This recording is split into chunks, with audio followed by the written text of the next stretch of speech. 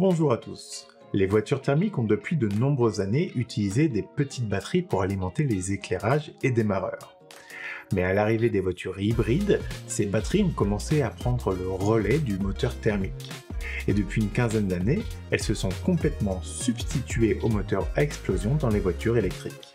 De fait, les constructeurs ont essayé plusieurs technologies et chimies différentes au cours de ces années pour essayer de rattraper l'autonomie et la praticité de recharge de la voiture thermique. Mais connaissez-vous celles qui existent actuellement et celles qui sont sur le point d'émerger en promettant d'arriver enfin à égaler la praticité des voitures thermiques? Suivez le guide, je vais tout vous expliquer. Commençons par l'essentiel. C'est quoi une batterie? Ne vous inquiétez pas, je ne vais pas vous faire un cours magistral, parce que déjà, j'en serais pas capable, et que en fait, c'est pas vraiment tellement nécessaire. Je veux juste vous donner les grosses lignes pour comprendre le reste de la vidéo. La vidéo étant chapitrée comme toujours, vous pouvez passer cette partie si vous la connaissez déjà. Une batterie, c'est un ensemble d'accumulateurs électriques.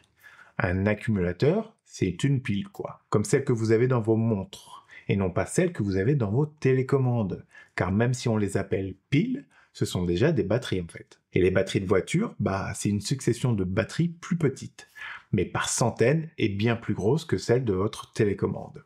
Elles permettent donc de stocker de manière réversible l'énergie électrique sous forme chimique. Elles contiennent des matériaux réactifs, tels que les plaques de métal, plomb, zinc, etc., et un électrolyte, qui est en fait une solution à base d'eau et d'acide sulfurique. C'est ça le petit jus qui coule des batteries endommagées. Lorsqu'une batterie est connectée à un circuit électrique, les réactions chimiques entre les plaques et l'électrolyte génèrent une tension électrique. L'énergie chimique est transformée en énergie électrique lors des phases de décharge et aussi une petite partie en chaleur. Lors des phases de charge, c'est l'énergie électrique qui est alors transformée en énergie chimique et encore une fois, une petite partie part en chaleur. C'est pourquoi une batterie produira toujours de la chaleur, qu'elle soit en utilisation ou en recharge, et que vous consommerez toujours un peu plus d'énergie que vous n'en stockerez dans la batterie. Et maintenant, niveau technologie. Commençons par les batteries du passé pour comprendre le présent et le futur. On commence donc par la batterie au plomb. Inventée en 1859, la batterie au plomb trouve encore sa place dans de nombreux véhicules aujourd'hui. En 1899, le véhicule électrique, la jamais contente, équipé de cette technologie, fut d'ailleurs la première automobile à dépasser les 100 km/h bien avant les véhicules thermiques. Oui, ok, on est encore loin du design d'une Tesla, mais c'était quand même il y a 125 ans. La batterie au plomb n'offre qu'une capacité limitée, malgré un encombrement et un poids élevé. Mais elle est à la fois peu chère et simple à fabriquer. Ces matériaux sont aussi très facilement recyclables et réutilisables. Aujourd'hui, cette technologie n'est plus utilisée pour propulser les voitures, mais vous en retrouverez parfois sur les voitures thermiques pour les lumières et le démarreur. Utilisée comme dispositif de stockage principal pour des voitures électriques jusque dans les années 80, elle a rapidement cédé sa place à d'autres technologies plus performantes. Si vous utilisiez des piles rechargeables dans les années 90, vous connaissez la technologie nickel-cadmium.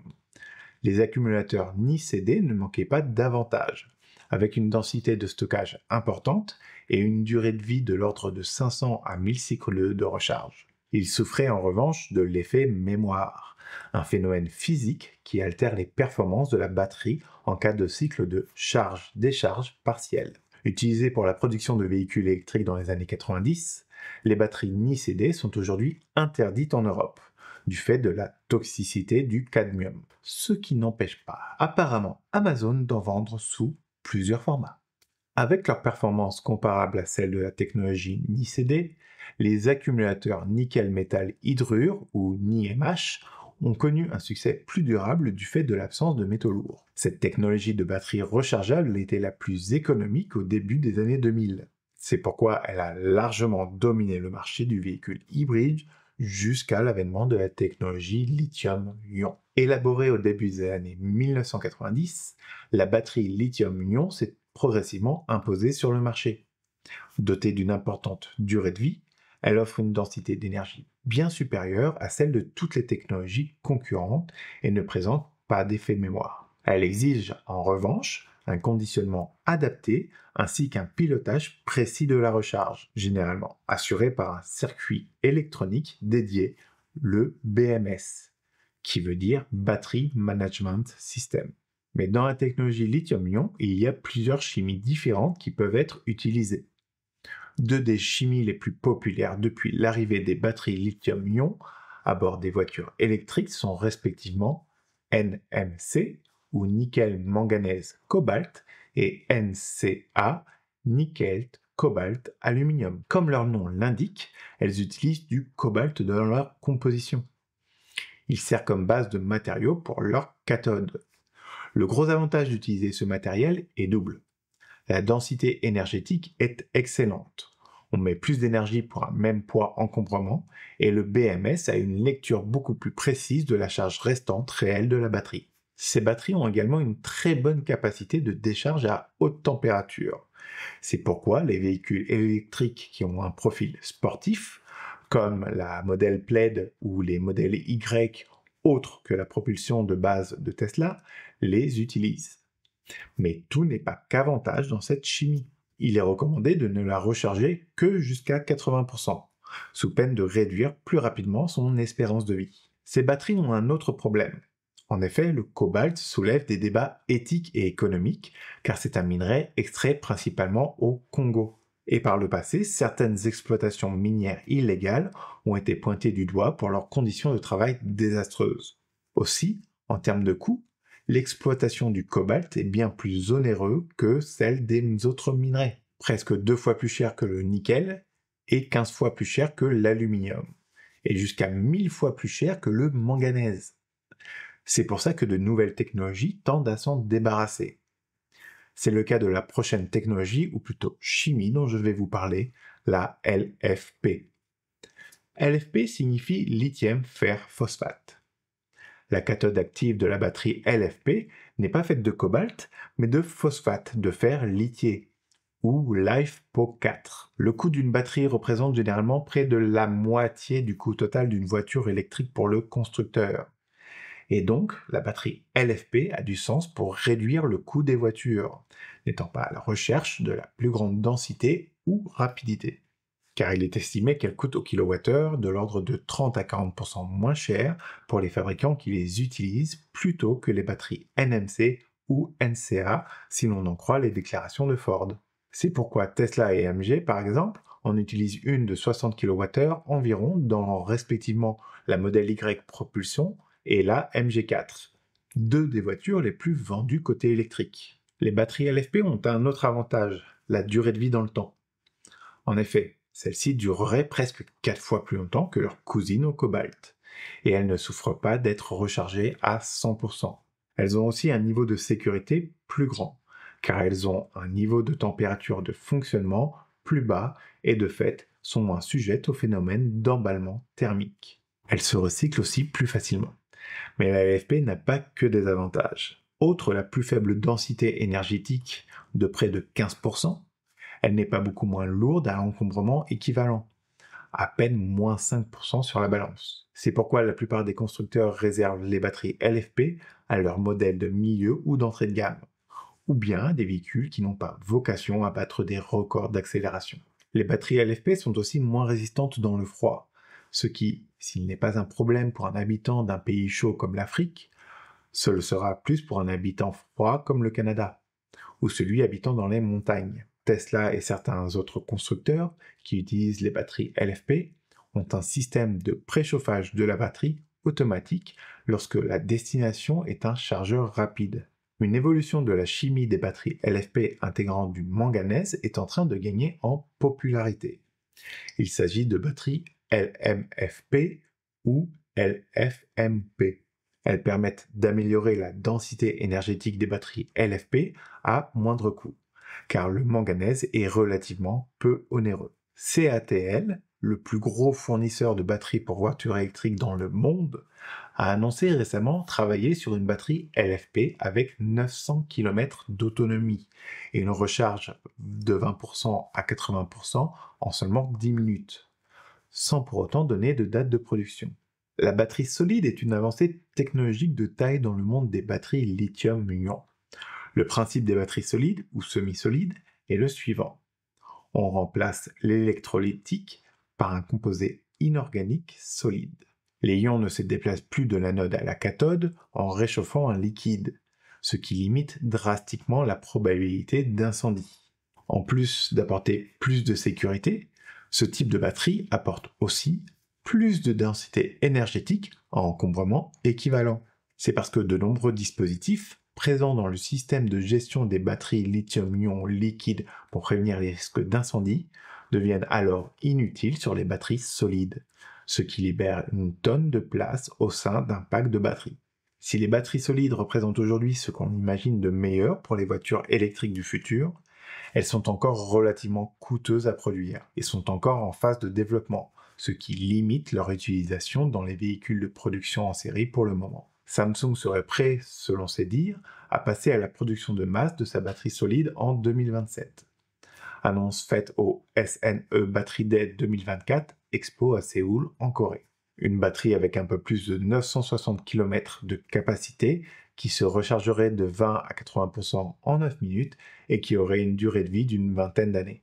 Une batterie qui sera réservée dans un premier temps aux voitures du segment premium des voitures électriques, tant celle-ci sera coûteuse à fabriquer. Certains constructeurs se penchent alors sur des batteries qui sont semi-solides, dont l'électrolyte est toujours liquide, mais qui n'utilisent pas de liant, permettant ainsi de proposer une densité énergétique bien meilleure.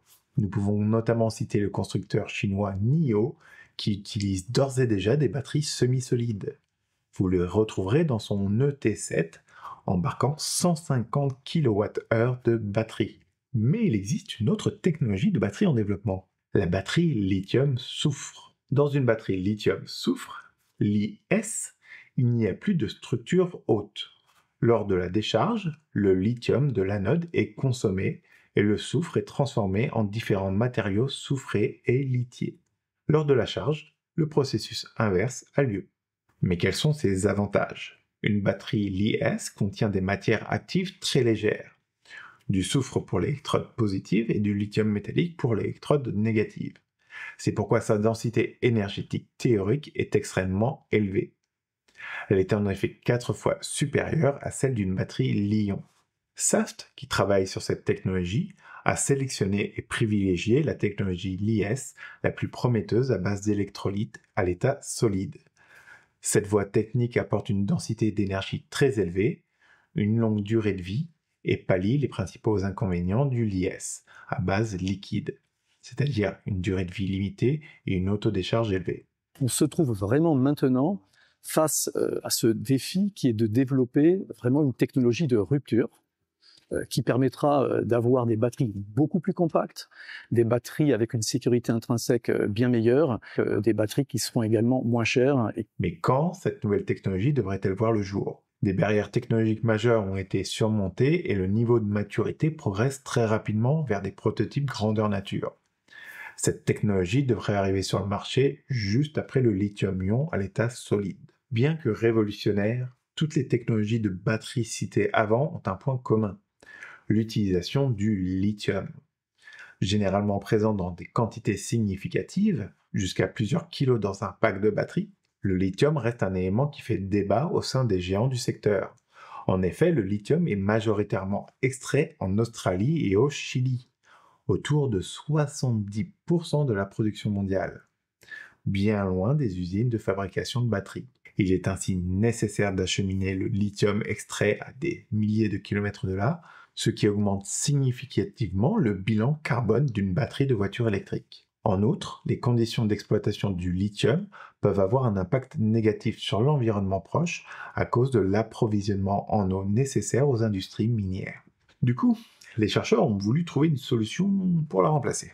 Un élément bien plus commun sur la planète pourrait permettre à l'industrie de se détacher de sa dépendance au lithium. Cet élément, c'est le sodium. Oui, le sel. En effet, des batteries sodium-ion commencent à voir le jour, et leur fonctionnement ne diffère que très peu des batteries lithium-ion. La composition chimique de la cathode et de l'anode utilise toujours différents métaux, l'aluminium, le manganèse, etc. Et elle intègre également du sodium, en remplacement du lithium.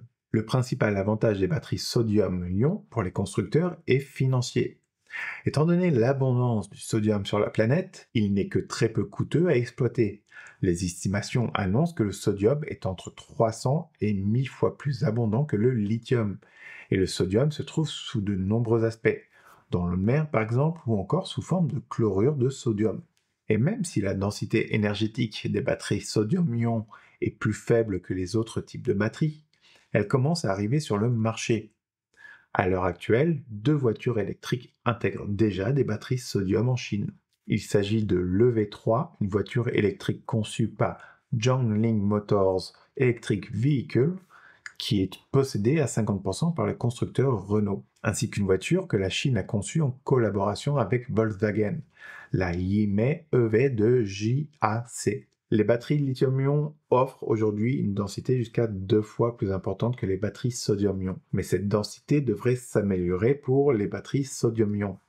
Pour le moment, le sodium est réservé à des petites voitures électriques qui n'annoncent pas des autonomies révolutionnaires, mais qui auront l'avantage de coûter beaucoup moins cher, ce qui devrait en faire des véhicules idéaux en deuxième voiture ou en première voiture pour les nouveaux permis. Et la batterie à hydrogène alors ?